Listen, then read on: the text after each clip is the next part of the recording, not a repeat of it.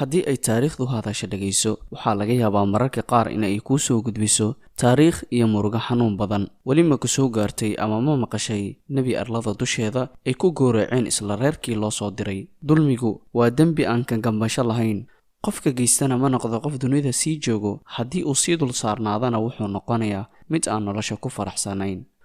saaxiibayaal, qisadeena maanta waxa ay ku saabsan tahay cashir iyo musiibo. waa qiso dhammaadkeedu yahay murugo kuna saabsan dilkii nebiyullaahi yaxya calayhi salaam. intaynan u gudbin saaxiibayaal bilowga qisadeena, fadlan kanaalka haddii aad ku cusub tahay rukumo oo sabskaraib taabo, sidoo kalena furo gambaleelka xusuusinta. hana hilmaamin in muuqaalka aad like saarto. soo dhowaada mar kale saaxiibayaal. nebi yaxya calayhi salaam waxa uu ahaa nebiyadii alla uu u diray reer bani israa'iil, balse qisadeenu waxa ay ka bilaabanaysaa nebi zakariya calayhi salaam, kaasoo ahaa aabbihii dhalay yaxya calayhi salaam. nebi zakariya calayhi salaam markiisa hore muusan haysan wax carruur ah, oo sidaa ayuu ku duqoobay ama da' uu ku noqday. sidoo kalena xaaskiisu la mid ayay ahayd oo waxba maysan dhalin. laakiin nebi zakariya marna muusan ka quusanin naxariista alle, mar kastana alle ayuu baryi jiray si uu u siiyo awlaad wanaagsan. ugu dambayn alle ayaa ducadiisii ka ajiibay nebi zakariya calayhi salaam.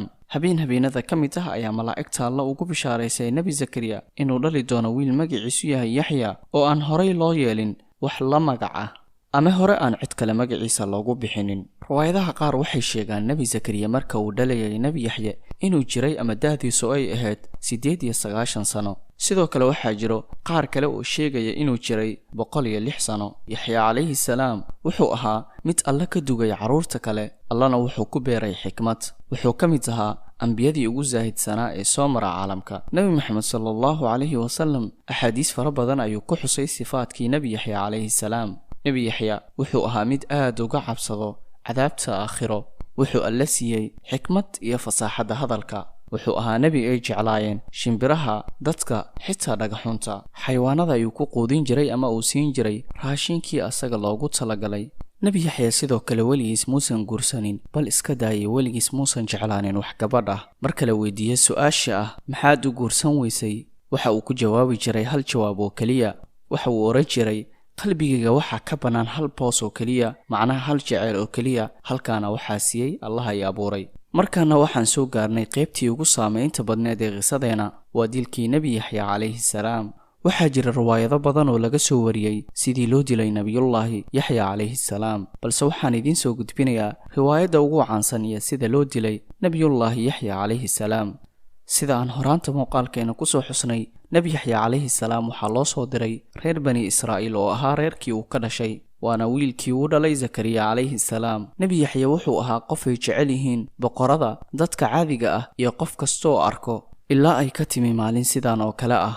mid ka mid ah boqoradii reer bani israa'iil ee waagaa xukumayay dimashq ayaa damcay in uu guursado gabar xigtay oo ay qaraabo ahaayeen, oo sharci ahaan aanan u bannaanayn marka loo eego kitaabkii xilligaa jiray ee towraad. dabadeed boqorkii naagtii waxa uu ku yidhi, arrintani waxaan soo weydiinayaa nebi yaxya calayhi salaam.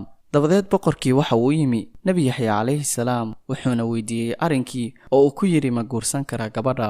nebi yaxya ayaa arrinkii diiday, wuxuuna u sheegay in guurkaasi uu yahay mid xaaraan ah. kadib boqorkii nebi yaxya waxa uu ku yidhi waxaan ku siinayaa maal, hanti iyo boqortooyaba iyo wax kastoo aad u baahan tahay. balse nebi yaxya ayaa arrinkii ka diiday, weliba diidma adag. dabadeed boqorkii waa uu iska soo tegay, wuxuuna u yimi naagtii uu guursan lahaa. arrinkii oo dhan ayuuna u sheegay in nebiyullaahi yaxya calayhi salaam uu diiday guurkooda, arrinkaasuna uu xaaraan yahay. naagtii ayaa arrinkii aad uga carotay, waxayna nebi yaxya u qaaday cuqdad iyo cara fara badan. dabadeed naagtii arrinkii waxa ay la wadaagtay ama ay u sheegtay hooyadeed ayaa ku tiri, boqorka markaad u tegayso si fiican isku qurxi, si markii uu ku arko uu dareen u galo.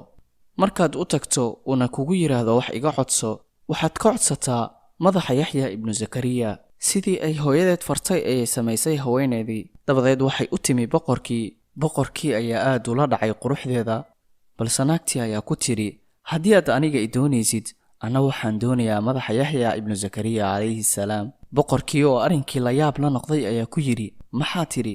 waxaan ku dhahay waxaan doonayaa madaxa yaxya ibnu zakariya calayhi salaam. boqorkii ayaa diiday arrinkii, wuxuu ku yidhi, miyaad waalan tahay adiga? qofka la soo dilaya waa nebi. sababtoo ah boqorka kan waxa uu ka baqayaa alle inuu kala kulmo ciqaab aad u daran. wuxuu og yahay qoom kale oo fara badan kuwa oo ka soo jeeday reer bani Israa'iil in hore loo cadaabay ama loo halaagay, balse naagtani dhagarteeda waxay ahayd mid aad u daran.